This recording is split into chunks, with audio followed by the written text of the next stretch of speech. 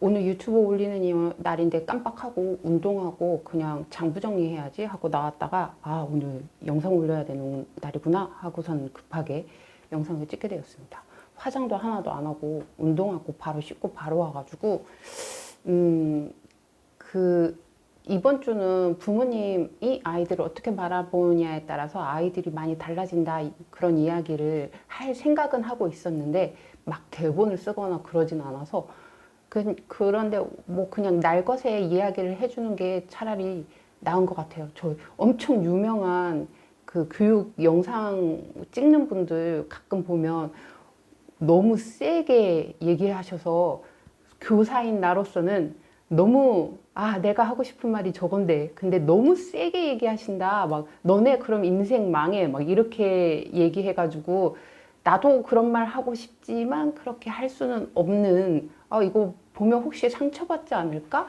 막 이런 생각이 들어가지고 되게 순화해서 말하게 되거든요. 근데 차라리 준비 없으면 좀 날것으로 얘기하면 오히려 더 솔직하게 얘기할 수 있을 것 같아서 그냥 대본 준비 안 하고 그냥 얘기해 보려고요. 부모님들에 관한 이야기인데 제가 어린이집인가 유치원인가 거기에 예전에 한번 갔었는데 한 달 동안 아이가 등원할 때마다 울고 있는 거예요. 여자친구였는데 그래서 갈 때마다 여자애가 울고 있으니까 왜 울지 하고 궁금했는데 선생님들이 별 신경 안 쓰더라고요. 그래서 애가 저렇게 우는데 왜 신경을 안 쓰지 했는데 저도 이제 그 전후 사정을 보니까 그렇게 막 가슴 아파할 일은 아니었더라고요. 근데 아이 등원시켜주는 분이 아빠였어요. 근데 아빠한테 무슨 사정이 있는지 모르겠지만 아버지가 매일 이제 자기 딸을 어린이집 유치원에 등원시키고 그리고 그 아이는 그 유치원 문 앞에서 계속 울어요. 그런데 아버지가 가면 별일 없다는 듯이 눈물 딱딱 닦고 교실 들어가서 정말 친구들하고 잘 지내거든요. 그래서 쟤는 왜 아침마다 저렇게 울지? 이렇게 좀 그랬어요. 근데 다음에 또 보니까 아버지가 유치원에 딸을 보내는데 거의 고아원에 버리는 느낌으로 너무 미안해하고 너무 슬퍼하는 거예요. 그래서 아버지가 저렇게 미안해하고 슬퍼하고 그러니까 얘는 어리잖아요. 아직 어리니까 그거에 대해서 그냥 유치원은 그냥 가는 거야. 애들도 다 가고 다 가는 거 별거 아닌 일인데 아빠가 세상에서 진짜 가장 슬픈 얼굴로 미안해하면서 딸을 이렇게 보내니까 이거 아빠가 나한테 지금 잘못하고 있는 거구나 하면서 아빠를 때려요. 아빠 미워 뭐 그러면서.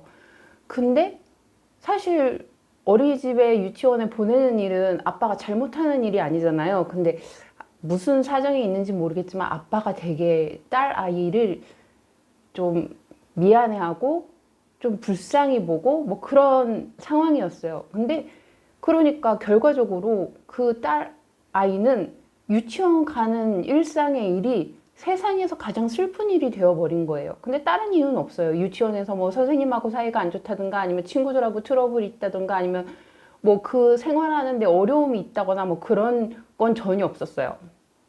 그냥 아버지가 그냥 그런 태도를 보여가지고 아이가 이제 아빠를 죄인처럼 그리고 유치원 등원하는 걸 자기가 뭐 유기당한다는 것처럼 느끼고 뭐 그런 일이 있었어요. 그래서 제가 말씀드리고 싶은 거는 별일 아닌데 부모님이 어떤 태도를 보이느냐에 따라서 아이들은 이제 그렇게 행동한다는 거죠. 어리면 어릴수록 더 그렇고 근데 이제 좀 커서도 정서적으로 조금 맥락 파악을 잘하고 고지능인 애들은 그런 거 없지만 보통의 아이들은 부모님 해석하는 거에 따라서 이제 행동을 하게 돼요. 근데 공부는 누굴 위해서 하는 거냐? 이제 부모님들이 아이들한테 계속 이야기하죠. 야, 이 공부해서 나한테 도움되는 거 하나도 없어. 다 너 잘 되라고 하는 거지. 내가 너 공부해가지고 뭐 도움될 게 뭐 있냐? 정신 차리고 똑바로 공부해. 말은 이렇게 하지만 아이의 성적을 자기의 아주 주된 업무 아니면 자기의 뭐 부모님이 그걸 뭐 책임져야 되거나 아니면 뭔가 그 부모님의 몫이라고 이제 행동하시는 분들이 있어요. 그러면 말만 네 일이야. 네가 공부하는 건 네가 좋은 거지. 나랑은 상관없어. 말로만 선을 긋지. 사실은 아이 성적에 목숨 거는 건 부모고 또 거기에 가장 기뻐하는 것도 부모고 뭐 그러다 보면 아이가 내가 이렇게 공부해 주는데 부모님 나한테 감사해야 되는 거 아니야? 라는 태도를 보여요. 그 심지어 선생님한테도 선생님이 내 마음에 좀 잘 들게 하면 내가 공부 한번 열심히 해볼게요. 뭐 이런 식으로 태도를 보이기도 해요. 그리고 공부의 주체는 아이가 되어야 되는데 그 주변에 있는 사람들의 태도에 의해서 나는 이제 희생당하는 거. 그리고 내 젊음, 내 청춘, 내가 막 하고 싶은 거 다 참고 부모님 위해서 내가 이렇게 공부한다. 나의 희생 너무 불쌍해. 막 자기 연민에 빠진다든가 그렇게 되는 거죠. 그래서 조금 공부에 아이가 공부를 잘했으면 좋겠지만 그거는 그 아이의 인생이고 아이의 일인 거예요. 뭐 부모님들 이거 다 모르는 분들 없을 거예요. 근데 행동도 똑같이 일치하느냐 한번 살펴보셔야 될 것 같아요. 이게 저도 아이를 키워봤지만 제가 우리 아들 이제 등교하는 거를 도와줬었어요. 그랬더니 어느 순간 이 아이가 등교하는 일이 저의 일이 된 거예요. 그래서 와, 엄마 때문에 늦었잖아. 엄마가 뭐 이렇게 해야 되잖아. 그 말을 딱 듣는 순간 너 혼자 등원해. 너 혼자 학교 가. 난 이제 너 학교 안 데려다 줄 거야 하고 딱 끊었어요. 그랬더니 아이가 알아서 학교 잘 가고요. 제가 데려다 줄 때보다 훨씬 더 자기가 알아서 준비 잘하고 시간 딱딱 맞춰가고 그 졸업할 때까지 등교하는 걸로 문제를 일으킨 적이 없어요. 근데 이게 누구의 일인지가 분명해지면 이런 트러블이 없는데 그 누구의 일이냐가 모호해지고 심지어는 그거를 부모님이나 아니면 선생님이 더 이제 주도권을 가지고 가면 아이들은 성장할 수 있는 기회도 잃고 그리고 그 책임을 다 누구한테요? 선생님 아니면 부모님한테 넘기는 거가 되는데 그건 잘못된 거죠. 그리고 학교 다니면서 공부를 왜 하냐 그러면 나중에 사회의 일원으로 이제 어디에 취직을 하고 자기 삶을 꾸려갈 때 이제 사회에 잘 적응하라고 공부를 하는 거잖아요. 근데 이거 이제 심리학에서는 병합된 관계를 좋지 않게 봐요. 개인이 혼자서 홀로서기를 잘 하는 것을 상담의 목표로 삼고 있지 누군가에게 기대어서 그 관계가 너가 내가 되고 내가 너가 되는 이렇게 융합된 관계를 건강한 관계로 보고 있지 않다는 거죠. 그렇게 뭔가 융합된 관계를 의존적이고 뭐 이런 친구들 보면 이제 사회에 가서 요즘 MZ들에 대해서 막 성토하는 분위기들이 많잖아요. 세대들이. 저희도 이제 어르신들 모임 가면 요즘 MZ 어때요? 뭐 그러면 막 다 하나같이 말도 안 된다. 우리 MZ는 미쳤다. 막 이 말들이 많아요. 그럼 공통된 게 뭐냐면 독립되지 못한 거예요.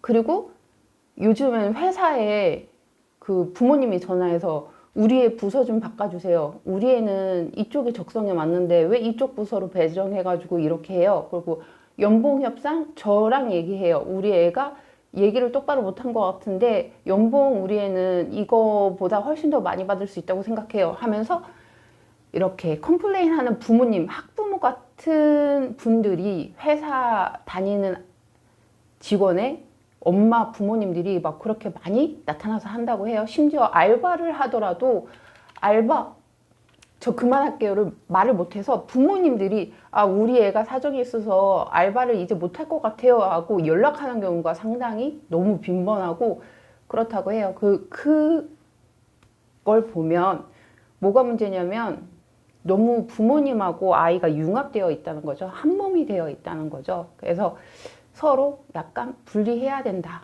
그러려면 부모님이 뭐 이런 것도 잘못된 거죠. 너 요번에 뭐 100점 맞으면 닌텐도 사줄게 막 이렇게 얘기하고 뭐 공부 좀 성과 내면 내가 너한테 이렇게 뭐 여행을 보내줄게 이렇게 하는데 그게 어느 편에서는 맞고 어느 편에서는 틀려요. 그래서 보상을 해주면 좀 원하는 행동을 이렇게 유발할 수 있는 부분이 있죠. 하지만 그 부작용이 있는 거죠.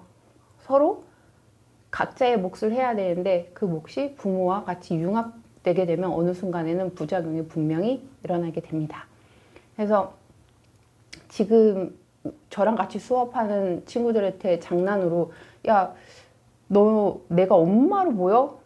좀 있으면 나보고 닌텐도 사달라고 하겠다. 그랬더니 저 1등급 받으면 닌텐도 사주세요 하고 장난으로 얘기하는데 말도 안 되는 소리 하지 마라. 네 1등급은 널 위한 거지 날 위한 건 아니다. 막 이렇게 선을 그어서 얘기하는데 그 각각 좀 최상위권에 있는 애들 보면 부모님이 오히려 그렇게 터치 안 하고 공부에 대해서 이렇게 세심하게 신경 안 쓰는 집이 오히려 더 많은 것 같아요. 그러면 아이들이 그래프로 보면 무슨 총량이 있는 것처럼 공부에 대한 걱정이 100이 있다. 근데 부모가 90을 가져왔다. 그러면 그 아이는 공부에 대한 걱정이 10 정도밖에 안 되더라고요. 근데 공부에 걱정이 100이 있는데 부모가 거기에 대한 걱정을 한 5 정도만 한다. 그러면 나머지 95는 다 아이들이 내가 이거 어떻게 해야 되지? 나 이거 공부 잘하려면 이거 해야 될 것 같아. 막 하면서 자기가 알아서 다 하는 경향이 있더라고요. 그래서 부모님과 자녀 사이에 약간 부모님이 건강하게 독립된 존재로 있고 아이도 사춘기 때는 이제 부모님하고 싸우는 게 나 독립할 거야. 나 이제 성인 될 거야. 이제 내가 결정할 거야. 이렇게 하는 시간이잖아요. 그래서 중학교, 고등학교 때 사춘기 시절에 약간 아이들을 독립시켜주고 그냥 혼자 망하든 흥하든 네가 알아서 해라 하는 부분이 좀 필요하다. 그런 이야기를 하고 싶었고 또 부모님이 말은 다 네 인생 네가 알아서 사는 거야 라고 말을 하지만 행동은 야 그래서 너 이번 시험 어떻게 될 건데 그래서 뭐 너 요번에 이거 했어 하고 하나하나 다 챙겨주면 그만큼 아이의 능력치는 점점점 떨어진다라는 거를 좀 아셨으면 좋겠습니다. 그리고 이제 제가 이렇게 영상 올릴 때 보면 교육이라는 게 부모님도 그렇고 선생님도 그렇고 입장이 아이들한테 칭찬해 주세요. 그러면 공부 잘하게 됩니다. 또 맞아요. 근데 칭찬해 주지 마세요. 아이가 혼자 자기 만족하게 두세요. 매번 선생님이 하나하나 칭찬해 주고 피드백하는 힘으로 아이가 공부하게 하지 마세요도 맞아요. 그리고 무슨 말만 하면 저도 되게 생각이 복잡한 게 항상 양립해요. 부모의 입장으로서도 아이를 키울 때 그리고 선생님의 입장으로서 아이들을 지도할 때 한 가지 지침만 있다면 너무 좋을 것 같아요. 그냥 칭찬해 주세요. 아이들은 칭찬을 하면 알아서 다 합니다. 이렇게 한 가지 딱 정답 하나만 있다면 너무 좋을 텐데 칭찬해 줄 땐 칭찬해 줘야 되고요. 그리고 너무 하나하나 또 칭찬해 주면 안 되고 그 칭찬의 부작용이 반드시 또 존재한다는 점. 그래서 항상 득이 있으면 실이 있고 또 실이 있는데 그게 알고 보면 득이 되고 인생이 그리고 뭔가 교육적인 아이들 키우는 데 있어서 하나만 딱 정답인 건 없더라고요. 그래서 이 영상 올릴 때는 누구누구에게 해당되는 이야기고 또 누구누구에게는 전혀 해당되지 않는 내용이고 막 이런 게 머릿속에 막 되게 복잡할 때가 있어요. 근데 또 그 옛날에 오은영 박사님의 우리 아이가 달라졌어요 할 때 그 관련된 사회복지 심리 뭐 이런 사람들하고 이야기 나눌 때 저는 우리 아이가 달라졌어요에 대해서 되게 긍정적으로 받아들였었는데 그쪽 분들은 되게 부정적으로 받아들이시더라고요. 그래서 왜 부정적이지 했더니 화자가 말하고자 하는 의도를 정확하게 이해하는 사람이 생각보다 없다.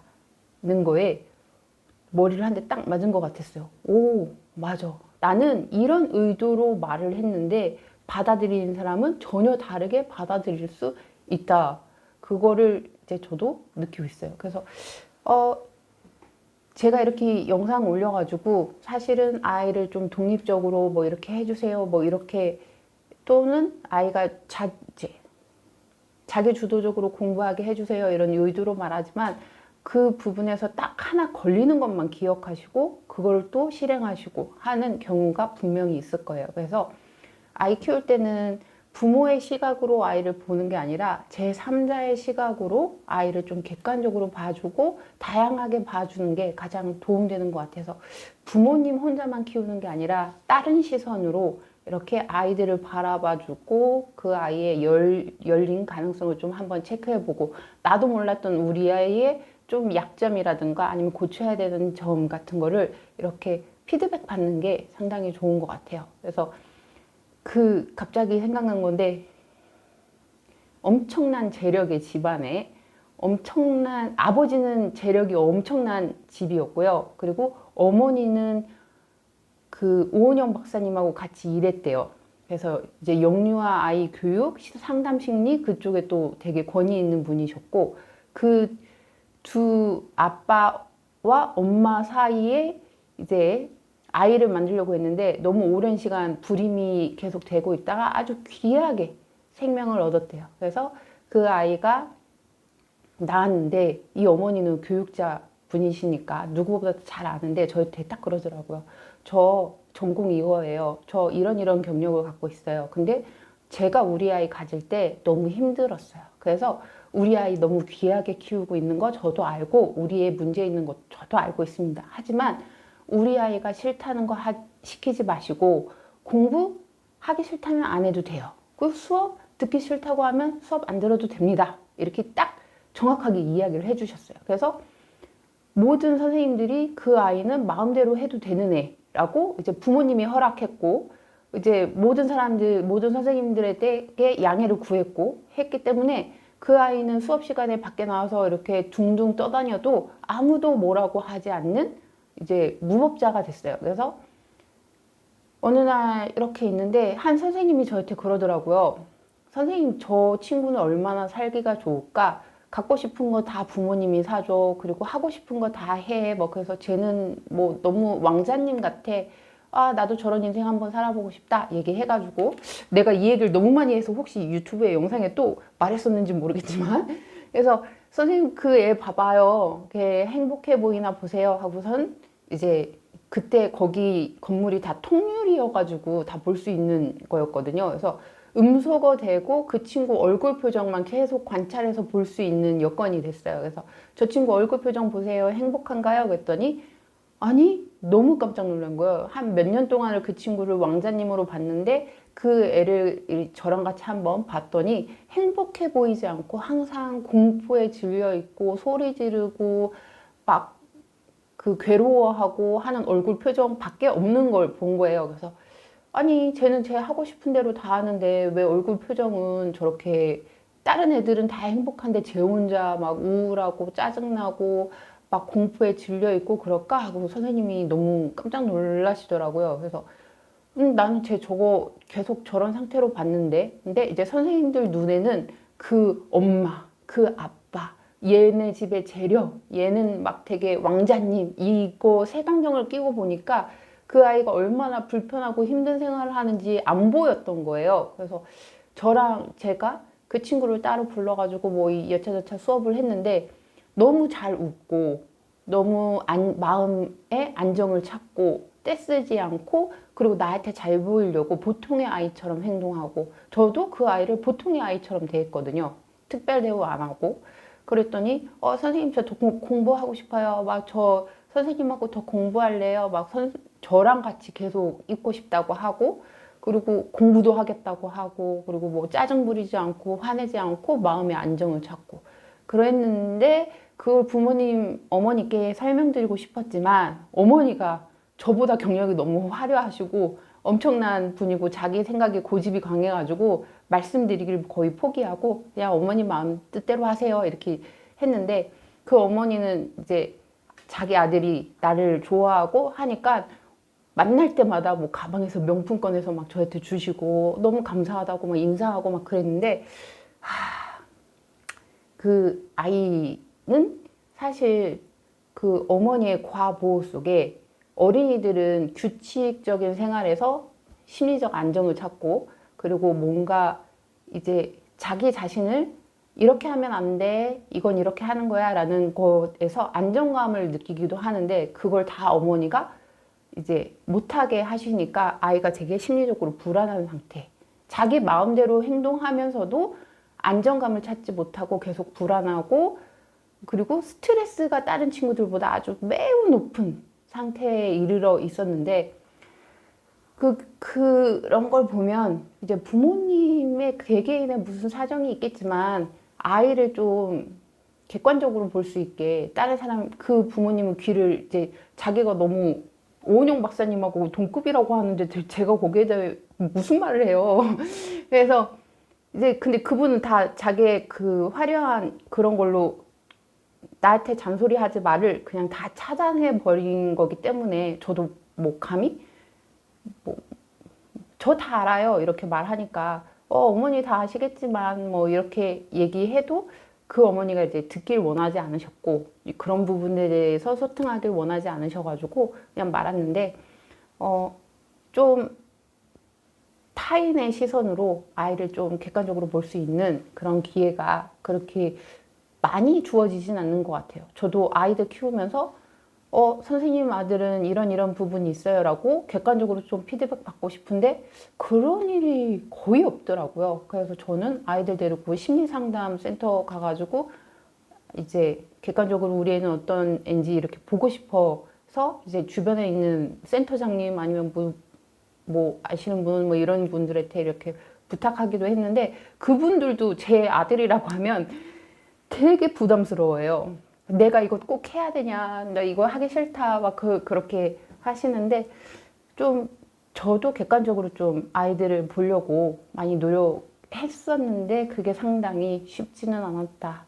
그래서 뭐 그리고 막 얘기해주고 싶은 게 너무 많은데 이거를 그냥 그 배경이 너무 어떻게 되는지, 아까 전에 그 이야기 했을 때는 그 어머니께서는 자기가 아이를 힘들게 부림의 과정에서 얻었기 때문에 아이에게 귀하게 이렇게 대한다라고 그냥 말을 했지만, 사실 그 이면에는 더 복잡한 일들이 있었을 거예요. 근데 그 어머니께서 본인이 인지를 못한다든가 아니면 저한테 말을 못하는 사정이 있기 때문에 그렇게 했겠지만, 부모님의 어렸을 때 유년 시절이나 아니면 뭐 가족 관계에서 복잡한 이런 것 때문에, 아니면 자기 자신에 대한 뭔가 히스토리 때문에 아이를 객관적으로 보지 못하는 분들이 있어요. 자기 모습을 투사한다던가. 그래서 어떤 예를 들면 저 아시는 분이 어렸을 때 엄마가 맞벌이여가지고 집에서 챙겨주질 못했대요. 그래서 근데 자기 아들 2명이 있는데 그 아들 2명에게 자기 어렸을 때의 모습이 보이는 거예요. 그래서 얘네들은 간식이 넘쳐나는데 그 아이들한테 계속 간식을 주는 거죠. 그래서 얘기했죠. 선생님 아들한테 간식 주는 거 아니고 그 선생님 어렸을 때 엄마 맞벌이여가지고 바빠서 그 친구 간식 먹는데 간식도 못 먹고 이렇게 바라봐야 됐던 몇 살에 그 어렸을 때 선생님한테 간식 자꾸 챙겨주는 거야. 알고 있어? 이렇게 얘기해가지고 맞네. 그래서 쌤 아들은 간식 이제 그만 먹고 싶대. 그만 좀 챙겨줘. 그 어렸을 때 그 결핍이 있던 선생님은 애도해서 빨리 보내. 이렇게 해가지고 이렇게 얘기해줬던 적이 있는데, 이건 너무 간단한 문제고, 자기 어렸을 때의 결핍을 이제 아이들한테 많이 보시죠. 그래서 뭐 자기가 공부를 하고 싶었는데 공부를 못했다. 그러면 뭐 아이한테 막 좋은 선생님 붙여주고 뭐 해주고, 뭐 자기 어렸을 때의 결핍을 아이한테 이렇게 해준다는 건 너무 흔한 스토리고, 그런데 좀 객관적으로 우리 애는 어때요? 이렇게 말하면 이렇게 말씀드리고 싶은데, 어렴풋하게 그 부모님의 엄청난 큰 상처가 느껴져. 그러면 나는 그거에 대해서 말을 못 하겠더라고요.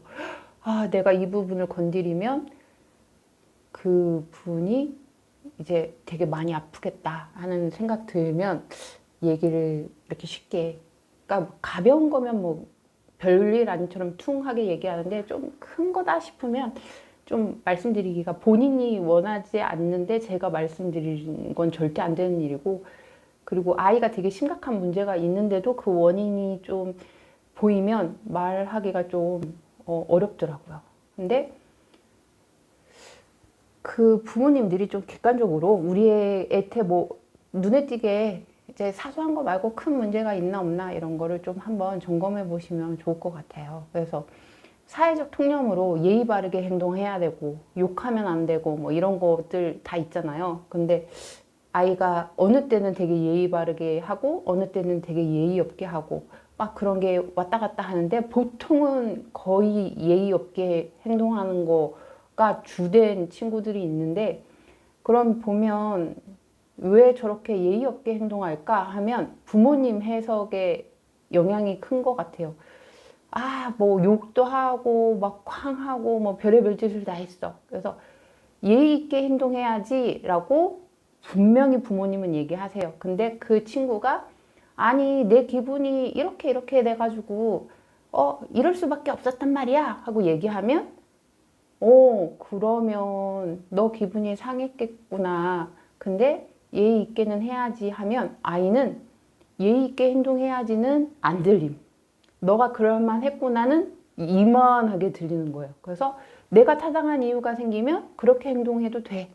이게 되는 거죠. 그래서 그리고 그 기준이 어느 때는 확고하고 어느 때는 확고하지 않아. 엄마가 기준이 이렇게 불분명해. 그러면 얘가 딱 봐서 내 승질대로 다 해도 되겠구나 하면 자기 승질 다 부리고, 아 이거 내 승질대로 부리면 안 되겠구나 할 때는 또 안 하고, 이렇게 왔다 갔다 하게 되는 거죠. 근데 보통은 사회적으로 이게 초등학교 한 3, 4학년까지는 그 정도 해도 된다고 생각하거든요. 그래서 그 초등학교 1, 2학년 저학년 아이들의 그 항상 문제점, 저 친구는 저렇게 나쁘게 행동하는데 나는 왜 하면 안 돼? 이런 질문 되게 많이 하는데, 그거를 뭐 초등학교 저학년 때 하면 야 그러면 저 친구가 뭐 엄청 나쁜 일 하면 너도 똑같이 할 거야? 그렇게 할 거야? 그러면 아니 그건 아니고요. 왜? 저 친구가 하는 거 다 똑같이 해야지. 그랬더니 그건 아닌데 그래도 저 친구가 욕했으니까 나도 화가 나니까 가만히 있을 순 없잖아요. 그래서 저도 똑같이 욕하는 거예요. 뭐 그러면 그래, 네 기분이 뭐 제가 욕을 하는데 가만히 있으면 내가 지는 것 같고 그럴 수는 있지. 근데 너는 그 친구가 그렇게 욕하는 모습이 좋아 보여? 그래서 그런 친구가 되고 싶어? 이렇게 물어봐서 아니요. 그러면 네가 되고 싶은 사람의 모습으로 행동해. 그 누군가에게 지지 않으려고 네가 되기 싫은 모습으로 될 필요는 없어. 뭐 이런 식으로 얘기를 하면서 내가 원하는 인간상을 만들고 그 사람이 되려고 노력을 해야지, 주변에 있는 친구들의 영향을 받아서 내 모습이 그때그때 달라지는 거는 별로 좋지 않다. 이런 거를 좀 이야기하면서 해야 되는데, 이거를 중학교, 고등학교 가가지고도 계속 하는 친구들이 있다? 그러면 안타까운 거죠. 그래서 쟤는 저렇게 하는데 저는 이렇게 하면 안 됩니까? 라는 이야기를 중학생이 넘었는데도 그런 얘기를 한다 그러면 그냥 논외로 이거에 대해서 뭐 자기 잘못 막 이런 걸 또 따지기 전에 너 몇 학년이지? 어렸을 때부터 본 친구여서 네가 초등학생이라면 내가 그거에 대해서 대꾸를 해줄 텐데 너가 그 정도 이걸 갖고 나랑 시시비비 가릴 나이는 아니지 않냐? 그러면 되게 머쓱해 하면서 그런 얘기를 이제 쓱 집어넣고 말도 안 되는 소리 그만해야지 하고 눈치를 챙겨요. 근데 그거를 평생 성인이 돼서까지도 하는 사람들이 있거든요. 여기에서는 내가 이렇게 행동해도 되고 저기에서는 이렇게 하면 안 되고, 장소나 아니면 상황에 따라서 행동이 달라지고 자기가 어떤 사람인지에 대해서 그 확실한 모습을 찾지 못하고, 어디 가서는 되게 강한 모습 보이고 어디 가서는 되게 약한 모습 보이고 그때그때 상황에 따라서 달라지고 뭐 이런 거를 이제 성인 돼서도 하시는 분들 계시잖아요. 보면은 아이들 어렸을 때 조금 그런 부분 잡아주면 좋은 것 같아요. 그래서 부모님이 딱 봤을 때, 얘가 내 앞에서는 괜찮은데 밖에 나가서 뭔가 좀 그런다? 그러면 아이랑 좀 심도 깊게 얘기해 보시고, 너가 상황에 따라서, 사람에 따라서 이렇게 모습이 바뀌는 게 너는 마음에 드냐? 그게 맞냐? 이렇게 좀 얘기해 보시면 좋을 것 같고, 또 아이에게 어느 부분이 좀 문제가 된다는 걸 다 알지만, 그거에 대해서 그때그때 상황에 따라서 이렇게 이해해주고 뭘 해주려고 한다고 하면 훈육의 가장 큰 실패 원인이 될 수 있으니, 아이의 그때그때 상황을 정서적으로 지지해 주는 것과 나의 교육 방향이 발을 맞춰서 가고 있는지 한번 확인해 보시면 좋을 것 같고, 이게 지금은 별일 아니겠지만 나중에 눈덩이처럼 사회생활 할 때 크게 오거든요. 사회에서는 누가 그런 부분에 대해서 용납해주고 가르쳐주고 이해해주고 소용해주지 않잖아요. 그러면 뭐 외롭게 살 수도 있는데, 근데 또 외롭게 사는 거 괜찮다. 요즘 뭐 그런 분위기여가지고 친구 다 필요 없다. 인간관계 많이 필요 없다. 상처받은 사람들이 요즘 시대에 너무 많아가지고 이게 올바로 가는 방향이 맞나 싶긴 한데, 이제 그런 부분에 있어서 좀 객관적으로 타인의 시선도 빌려보고, 그 다음에 나의 말과 해석이 아이에게 어떤 영향을 주는지도 한번 생각해 보시면 좋을 것 같습니다. 나는 아이의 마음을 좀 지지해주고 이해해 주려고 이렇게 하는 건데, 아이에게 좀 훈육에 엇갈린 길을 제시하는 것은 아닌가 한번 생각해 보시면 좋을 것 같습니다. 그래서 오늘은 부모님들에게 나의 결핍을 아이에게 투사하진 않는지, 나의 해석이 아이의 이제 훈육하는데 정확한 방향성을 잃어버리게 하고, 오히려 일관되지 못해서 아이가 훈육을 제대로 받지 못해서 뭔가 엇나간 길을 가고 있지 않나, 내 말의 핵심이 내 행동과 일치하는지 한번 살펴보시면 좋을 것 같습니다.